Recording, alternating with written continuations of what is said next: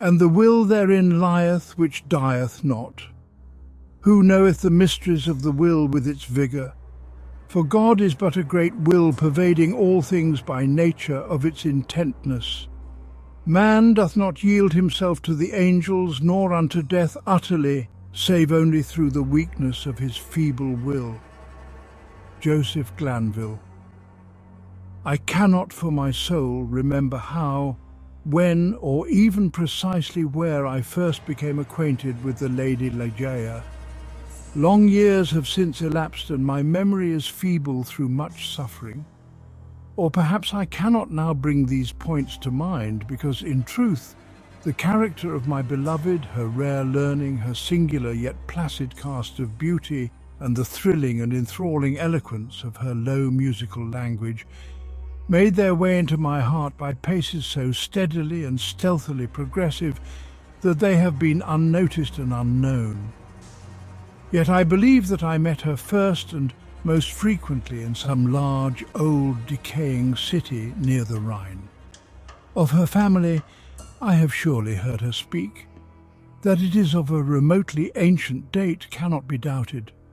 Ligeia, in studies of a nature more than all else adapted to deaden impressions of the outward world, it is by that sweet word alone, by Ligeia, that I bring before mine eyes in fancy the image of her who is no more.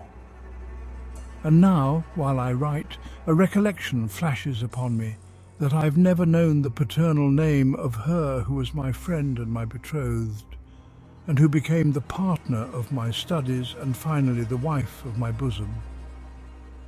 Was it a playful charge on the part of my Ligeia?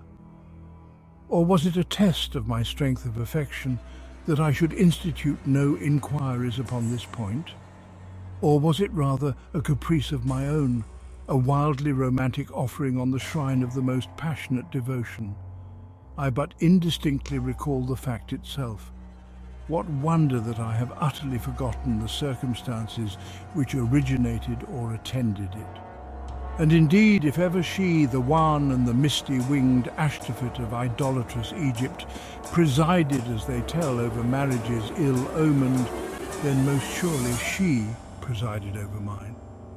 There is one dear topic, however, on which my memory fails me not. It is the person of Ligeia. In stature she was tall, somewhat slender, and in her latter days even emaciated. I would in vain attempt to portray the majesty, the quiet ease of her demeanour, or the incomprehensible lightness and elasticity of her footfall. She came and departed as a shadow. I was never made aware of her entrance into my closed study, save by the dear music of her low, sweet voice, as she placed her marble hand upon my shoulder. In beauty of face no maiden ever equalled her. It was the radiance of an opium dream, an airy and spirit-lifting vision, more wildly divine than the fantasies which hovered vision about the slumbering souls of the daughters of Delos. Yet her features were not of that regular mould which we have been falsely taught to worship in the classical labours of the heathen. There is no exquisite beauty, says Bacon, Lord Verulam, speaking truly of all the forms and genera of beauty, without some strangeness in the proportion. Yet, although I saw that the features of Ligeia were not of a classic regularity, although I perceived that her loveliness was indeed exquisite, and felt that there was much of strangeness pervading it, yet I have tried in vain to detect the irregularity and to trace home my own perception of the strange. I examined the contour of the lofty and pale forehead. It was faultless. How cold indeed that word when applied to a majesty so divine.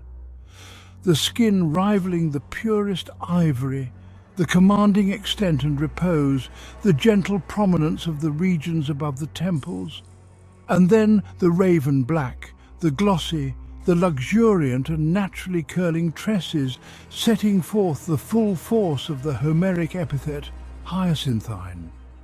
I looked at the delicate outlines of the nose, and nowhere but in the graceful medallions of the Hebrews had I beheld a similar perfection. There were the same luxurious smoothness of surface, the same scarcely perceptible tendency to the aquiline, the same harmoniously curved nostrils speaking the free spirit. I regarded the sweet mouth.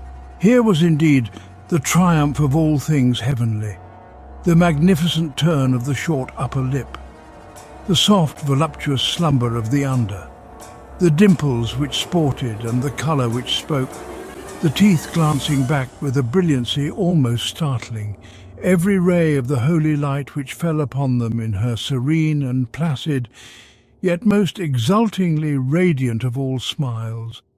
I scrutinized the formation of the chin, and here, too, I found the gentleness of breadth, the softness and the majesty, the fullness and the spirituality of the Greek, the contour which the god Apollo revealed but in a dream to Cleomenes, the son of the Athenian. And then I peered into the large eyes of Ligeia. For eyes we have no models in the remotely antique. It might have been, too, that in these eaves of my beloved lay the secret to which Lord Verulam alludes. They were, I must believe, far larger than the ordinary eyes of our own race. They were even fuller than the fullest of the gazelle eyes of the tribe of the valley of Nurjahad. Yet it was only at intervals, in moments of intense excitement, that this peculiarity became more than slightly noticeable in Ligeia. And at such moments was her beauty. In my heated fancy thus it appeared perhaps the beauty of beings either above or apart from the earth, the beauty of the fabulous houri of the Turk. The hue of the orbs was the most brilliant of black, and far over them hung jetty lashes of great length. The brows, slightly irregular in outline, had the same tint. The strangeness, however, which I found in the eyes was of a nature distinct from the formation or the colour or the brilliancy of the features, and must after all be referred to the expression. Ah, word of no meaning, behind whose vast latitude of mere sound we entrench our ignorance of so much of the spiritual, the expression of the eyes of Ligeia, how for long hours have I pondered upon it, how have I, through the whole of a midsummer night, struggled to fathom it. What was it, that something more profound than the well of Democritus, which lay far within the pupils of my beloved? What was it?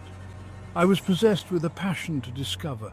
Those eyes, those large, those shining, those divine orbs, they became to me twin stars of Leda, and I to them devoutest of astrologers.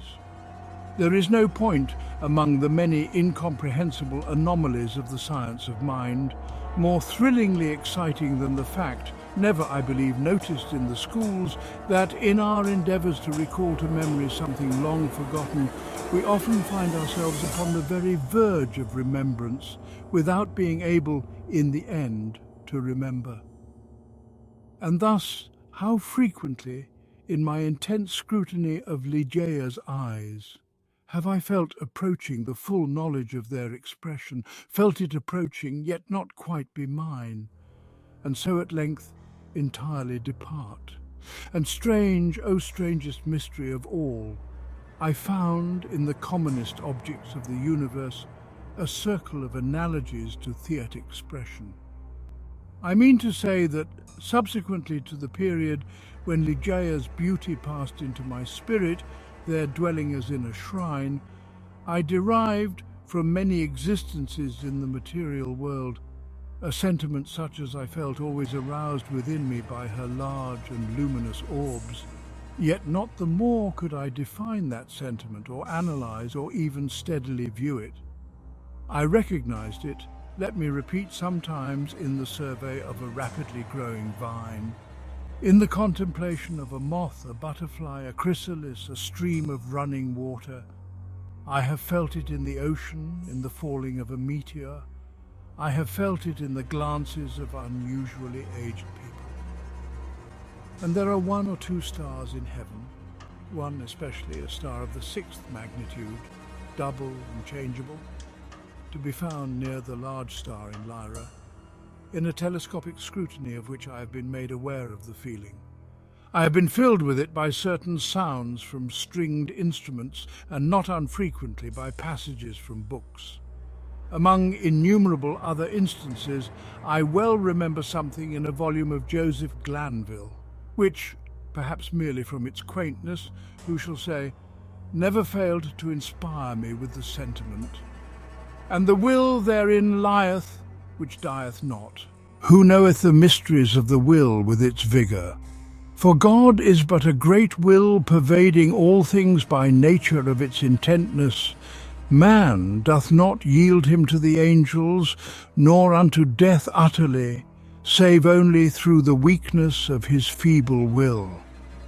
Length of years and subsequent reflection have enabled me to trace indeed some remote connection between this passage in the English moralist and a portion of the character of Ligeia. An intensity in thought, action, or speech was possibly in her a result, or at least an index of that gigantic volition which, during our long intercourse, failed to give other and more immediate evidence of its existence. Of all the women whom I have ever known, she, the outwardly calm, the ever-placid Ligeia, was the most violently a prey to the tumultuous vultures of stern passion. And of such passion I could form no estimate, save by the miraculous expansion of those eyes which at once so delighted and appalled me, by the almost magical melody, modulation, distinctness and placidity of her very low voice, and by the fierce energy, rendered doubly effective by contrast with her manner of utterance, of the wild words which she habitually uttered. I have spoken of the learning of Ligeia. It was immense, such as I have never known in woman. In the classical tongues was she deeply proficient, and as far as my own acquaintance extended in regard to the modern dialects of Europe, I have never known her at fault. Indeed, upon any theme of the most admired, because simply the most abstruse of the boasted erudition of the Academy, have I ever found Ligeia at fault? How singularly, how thrillingly this one point in the nature of my wife has forced itself, at this late period only, upon my attention. I said her knowledge was such as I have never known in woman, but where breathes the man who has traversed, and successfully, all the wide areas of moral, physical, and mathematical science. I saw not then what I now clearly perceive, that the acquisitions of Ligeia were gigantic, were astounding. Yet I was sufficiently aware of her infinite supremacy to resign myself, with a childlike confidence, to her guidance through the chaotic world of metaphysical investigation at which I was most busily occupied during the earlier years of our marriage. With how vast a triumph, with how vivid a delight, with how much of all that is ethereal in hope, did I feel, as she bent over me in studies but little sought, but less known, that delicious vista by slow degrees expanding before me, down whose long, gorgeous, and all untrodden path I might at length pass onward to the goal of a wisdom too divinely precious not to be forbidden. How poignant, then, must have been the grief with which after some years I beheld my well-grounded expectations take wings to themselves and fly away. Without Ligeia I was but as a child groping benighted. Her presence, her readings alone, rendered vividly luminous the many mysteries of the transcendentalism in which we were immersed. Wanting the radiant lustre of her eyes, letters, lambent and golden, grew duller than Saturnian lead, and now those eyes shone less and less frequently upon the pages over which I pored. Ligeia grew ill. The wild eyes blazed with a too glorious effulgence. The pale fingers became of the transparent waxen hue of the grave, and the blue veins upon the lofty forehead swelled and sank impetuously with the tides of the gentle emotion. I saw that she must die, and I struggled desperately in spirit with the grim Azrael. And the struggles of the passionate wife were, to my astonishment, even more energetic than my own. There had been much in her stern nature to impress me with the belief that, to her, death would have come without its terrors. But not so. Words are impotent to convey any just idea of the fierceness of resistance with which she wrestled with the shadow. I groaned in anguish at the pitiable spectacle. Would have soothed, I would have reasoned, but in the intensity of her wild desire for life, but for life, solace and reason were the uttermost folly. Yet not until the last instance, amid the most convulsive writhings of her fierce spirit, was shaken the external placidity of her demeanour.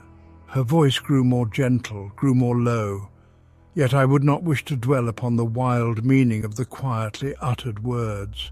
My brain reeled as I hearkened entranced to a melody more than mortal, to assumptions and aspirations which mortality had never before known. That she loved me I should not have doubted, and I might have been easily aware that in a bosom such as hers, love would have reigned no ordinary passion. But in death only was I fully impressed with the strength of her affection. For long hours, detaining my hand, would she pour out before me the overflowing of a heart whose more than passionate devotion amounted to idolatry. How had I deserved to be so blessed by such confessions? How had I deserved to be so cursed with the removal of my beloved in the hour of her making them? But upon this subject I cannot bear to dilate. Let me say only that in Ligeia's more than womanly abandonment to a love, alas, all unmerited, all unworthily bestowed, I at length recognized the principle of her longing, with so wildly earnest a desire for the life which was now fleeing so rapidly away. It is this wild longing, it is this eager vehemence of desire for life, but for life, that I have no power to portray, no utterance capable of expressing. At high noon of the night in which she departed, beckoning me peremptorily to her side, she bade me repeat certain verses composed by herself not many days before. I obeyed her. They were these. "Oh God!" half-shrieked Ligeia, leaping to her feet and extending her arms aloft with a spasmodic movement as I made an end of these lines. "O God, O Divine Father, shall these things be undeviatingly so? Shall this conqueror be not once conquered? Are we not part and parcel in thee? Who knoweth the mysteries of the will with its vigour? Man doth not yield him to the angels, nor unto death utterly, save only through the weakness of his feeble will." And now, as if exhausted with emotion, she suffered her white arms to fall, and returned solemnly to her bed of death. And as she breathed her last sighs, there came mingled with them a low murmur from her lips. I bent to them my ear and distinguished again the concluding words of the passage in Glanville. "Man doth not yield him to the angels, nor unto death utterly, save only through the weakness of his feeble will." She died. And I, crushed into the very dust with sorrow, could no longer endure the lonely desolation of my dwelling in the dim and decaying city by the Rhine. I had no lack of what the world calls wealth. Ligeia had brought me far more, very far more than ordinarily falls to the lot of mortals. After a few months, therefore, of weary and aimless wandering, I purchased and put in some repair an abbey, which I shall not name, in one of the wildest and least frequented portions of fair England. The gloomy and dreary grandeur of the building, the almost savage aspect of the domain, the many melancholy and time-honoured memories connected with both, had much in unison with the feelings of utter abandonment which had driven me into that remote and unsocial region of the country. Yet although the external abbey, with its verdant decay hanging about it, suffered but little alteration, I gave way with a childlike perversity, and perchance with a faint hope of alleviating my sorrows, to a display of more than regal magnificence within. For such follies, even in childhood, I had imbibed a taste, and now they came back to me as if in the dotage of grief. Alas, I feel how much even of incipient madness might have been discovered in the gorgeous and fantastic draperies, in the solemn carvings of Egypt, in the wild cornices and furniture, in the bedlam patterns of the carpets of tufted gold. I had become a bounden slave in the trammels of opium, and my labours and my orders had taken a colouring from my dreams. But these absurdities must not pause to detail. Let me speak only of that one chamber ever accursed, whither in a moment of mental alienation I led from the altar as my bride, as the successor of the unforgotten Ligeia, the fair-haired and blue-eyed Lady Rowena Trevanion of Tremaine. There is no individual portion of the architecture and decoration of that bridal chamber which is not now visibly before me. Where were the souls of the haughty family of the bride when, through thirst of gold, they permitted to pass the threshold of an apartment so bedecked, a maiden and a daughter so beloved? I've said that I minutely remember the details of the chamber, yet I'm sadly forgetful on topics of deep moment, and here there was no system, no keeping in the fantastic display to take hold upon the memory.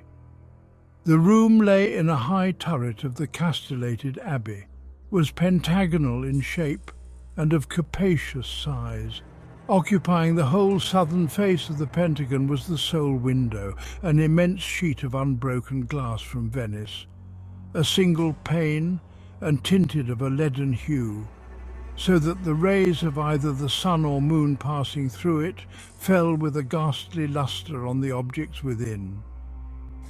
Over the upper portion of this huge window extended the trellis work of an aged vine, which clambered up the massy walls of the turret. The ceiling of gloomy-looking oak was excessively lofty, vaulted, and elaborately fretted with the wildest and most grotesque specimens of a semi-Gothic, semi-druidical device. From out the most central recess of this melancholy vaulting depended by a single chain of gold with long links, a huge censer of the same metal, Saracenic in pattern, and with many perforations so contrived that there writhed in and out of them, as if endued with a serpent vitality, a continual succession of parti-coloured fires. Some few ottomans and golden candelabra of Eastern figure were in various stations about, and there was the couch, too, bridal couch, of an Indian model, and low and sculptured of solid ebony, with a pall-like canopy above. In each of the angles of the chamber stood on end a gigantic sarcophagus of black granite from the tombs of the kings over against Luxor, with their aged lids full of immemorial sculpture. But in the draping of the apartment lay, alas, the chief fantasy of all. The lofty walls, gigantic in height, even unproportionably so, were hung from summit to foot in vast folds with a heavy and massive-looking tapestry. Tapestry of a material which was found alike as a carpet on the floor, as a covering for the ottomans and the ebony bed, as a canopy for the bed, and as the gorgeous volutes of the curtains which partially shaded the window. The material was the richest cloth of gold. It was spotted all over at irregular intervals, with arabesque figures about a foot in diameter, and wrought upon the cloth in patterns of the most jetty black. But these figures partook of the true character of the arabesque only when regarded from a single point of view. By a contrivance now common, and indeed traceable to a very remote period of antiquity, they were made changeable in aspect. To one entering the room, they bore the appearance of simple monstrosities, but upon a farther advance this appearance gradually departed, and step by step as the visitor moved his station in the chamber, he saw himself surrounded by an endless succession of the ghastly forms which belong to the superstition of the Norman or arise in the guilty slumbers of the monk. The phantasmagoric effect was vastly heightened by the artificial introduction of a strong, continual current of wind behind the draperies, giving a hideous and uneasy animation to the whole. In halls such as these, in a bridal chamber such as this, I passed, with the Lady of Tremaine, the unhallowed hours of the first month of our marriage, passed them with but little disquietude. That my wife dreaded the fierce moodiness of my temper, that she shunned me and loved me but little, I could not help perceiving. But it gave me rather pleasure than otherwise. I loathed her with a hatred belonging more to demon than to man. My memory flew back, oh, with what intensity of regret, to Ligeia, the beloved, the august, the beautiful, the entombed. I revelled in recollections of her purity, of her wisdom, of her lofty, her ethereal nature, of her passionate, her idolatrous love. Now then did my spirit fully and freely burn with more than all the fires of her own. In the excitement of my opium dreams, for I was habitually fettered in the shackles of the drug, I would call aloud upon her name during the silence of the night, or among the sheltered recesses of the glens by day, as if through the wild eagerness, the solemn passion, the consuming ardour of my longing for the departed, I could restore her to the pathway she had abandoned. Ah, could it be forever upon the earth? About the commencement of the second month of the marriage, the Lady Rowena was attacked with sudden illness, from which her recovery was slow.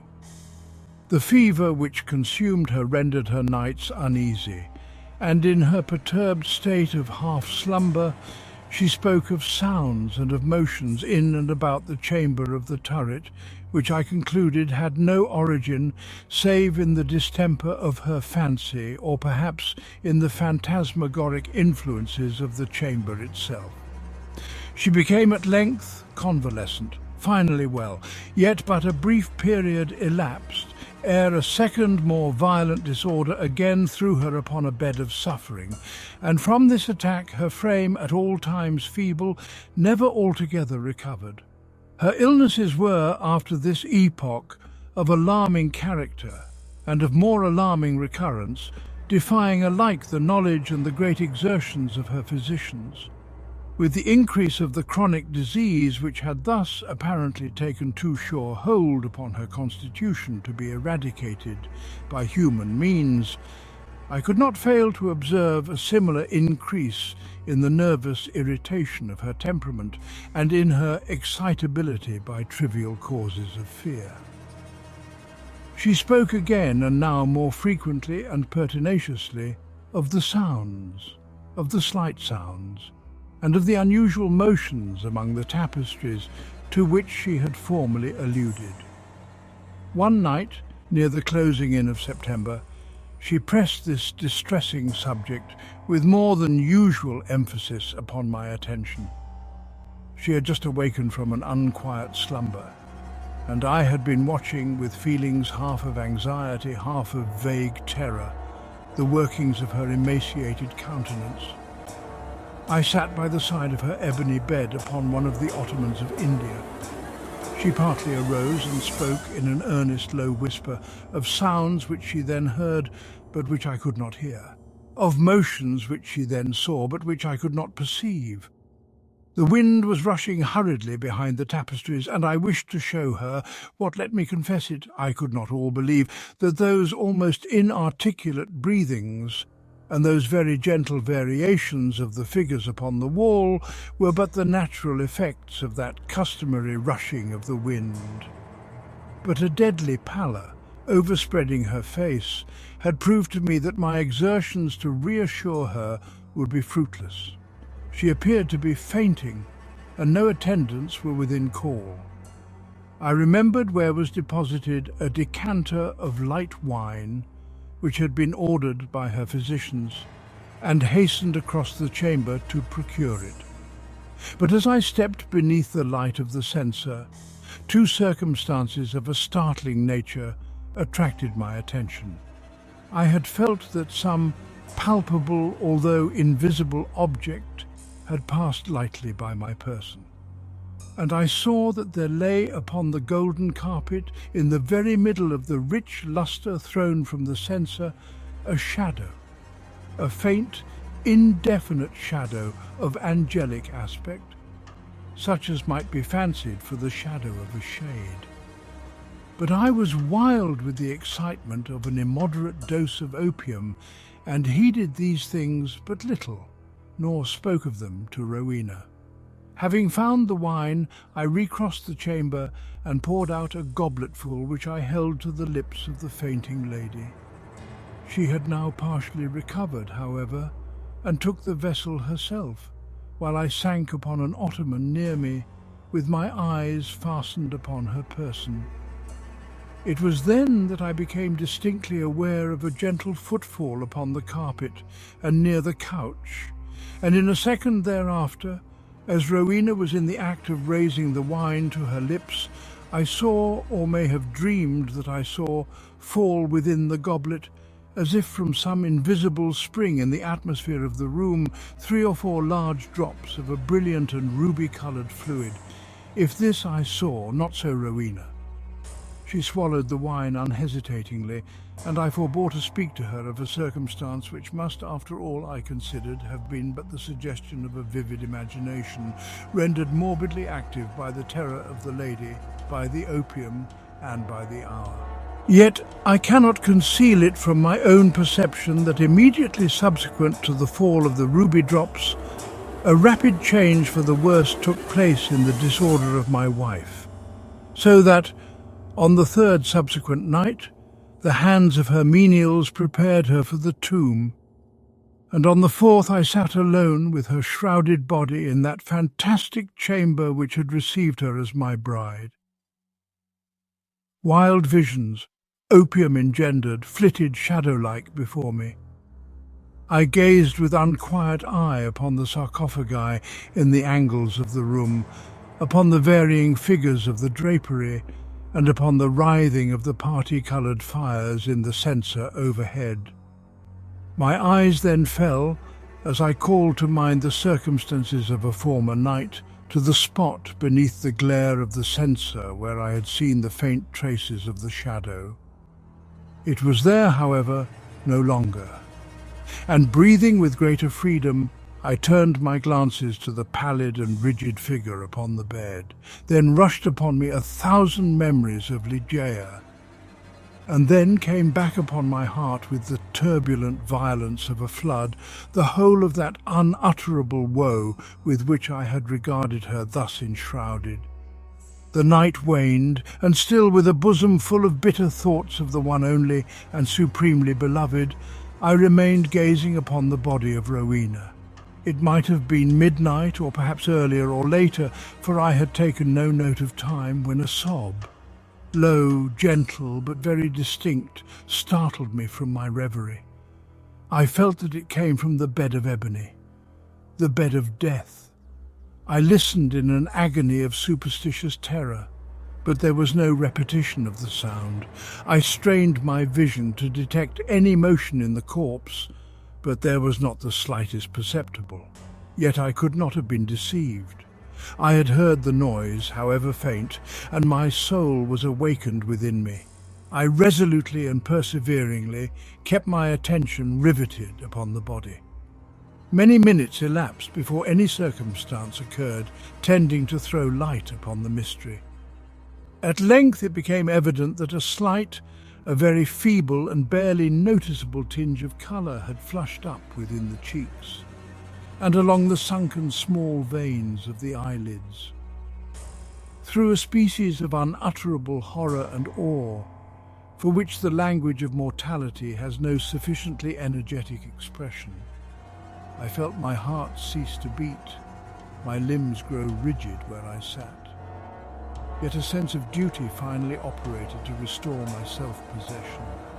I could no longer doubt that we had been precipitate in our preparations, but Rowena still lived. It was necessary that some immediate exertion be made, yet the turret was altogether apart from the portion of the abbey tenanted by the servants. There were none within call. I had no means of summoning them to my aid without leaving the room for many minutes, and this I could not venture to do. I therefore struggled alone in my endeavours to call back the spirit ill hovering. In a short period it was certain, however, that a relapse had taken place. The colour disappeared from both eyelid and cheek, leaving a wanness even more than that of marble. The lips became doubly shriveled and pinched up in the ghastly expression of death.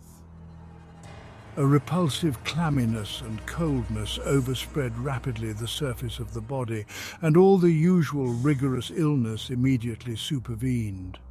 I fell back with a shudder upon the couch from which I had been so startlingly aroused, and again gave myself up to passionate waking visions of Ligeia. An hour thus elapsed when, could it be possible, I was a second time aware of some vague sound issuing from the region of the bed. I listened, in extremity of horror. The sound came again. It was a sigh. Rushing to the corpse, I distinctly saw, a tremor upon the lips. In a minute afterward they relaxed, disclosing a bright line of the pearly teeth. Amazement now struggled in my bosom with the profound awe which had hitherto reigned there alone. I felt that my vision grew dim, that my reason wandered, and it was only by a violent effort that I at length succeeded in nerving myself to the task which duty thus once more had pointed out. There was now a partial glow upon the forehead and upon the cheek and throat. A perceptible warmth pervaded the whole frame. There was even a slight pulsation at the heart. The lady lived, and with redoubled ardour I betook myself to the task of restoration. I chafed and bathed the temples and the hands, and used every exertion which experience and no little medical reading could suggest, but in vain.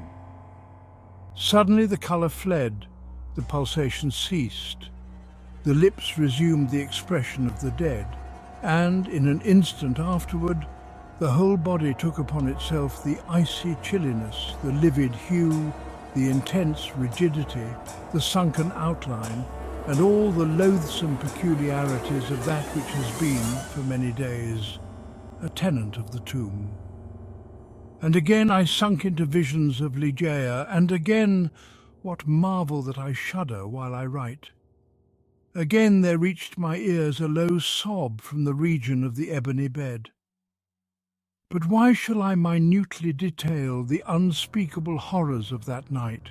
Why shall I pause to relate how, time after time, until near the period of the grey dawn, this hideous drama of revivification was repeated, how each terrific relapse was only into a sterner and apparently more irredeemable death, how each agony wore the aspect of a struggle with some invisible foe, and how each struggle was succeeded by I know not what of wild change in the personal appearance of the corpse. Let me hurry to a conclusion. The greater part of the fearful night had worn away, and she who had been dead once again stirred, and now more vigorously than hitherto, although arousing from a dissolution more appalling in its utter hopelessness than any.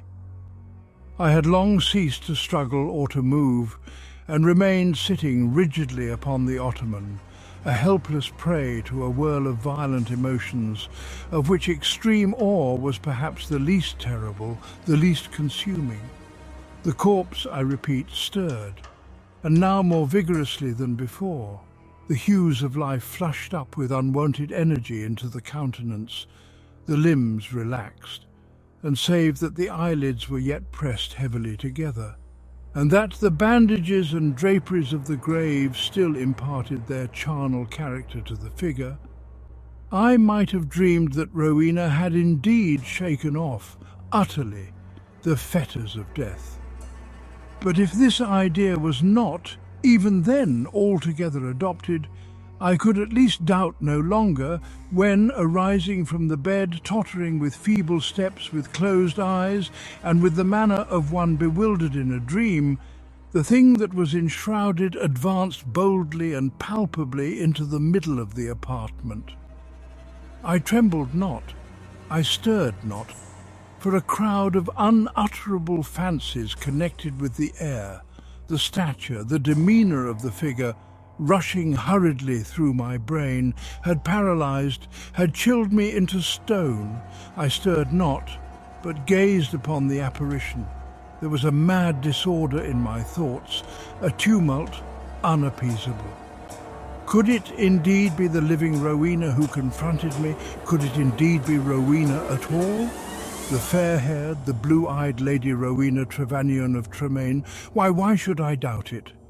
The bandage lay heavily about the mouth, but then might it not be the mouth of the breathing Lady of Tremaine? And the cheeks, there were the roses, as in her noon of life. Yes, these might indeed be the fair cheeks of the living Lady of Tremaine. And the chin, with its dimples, as in health, might it not be hers? But had she then grown taller since her malady? What inexpressible madness seized me with that thought? One bound and I had reached her feet. Shrinking from my touch, she let fall from her head, unloosened, the ghastly cerements which had confined it, and there streamed forth into the rushing atmosphere of the chamber huge masses of long and dishevelled hair. It was blacker than the raven wings of the midnight, and now slowly opened the eyes of the figure which stood before me. "Here, then, at least!" I shrieked aloud. Can I never be mistaken? These are the full and the black and the wild eyes of my lost love of the lady Ligeia.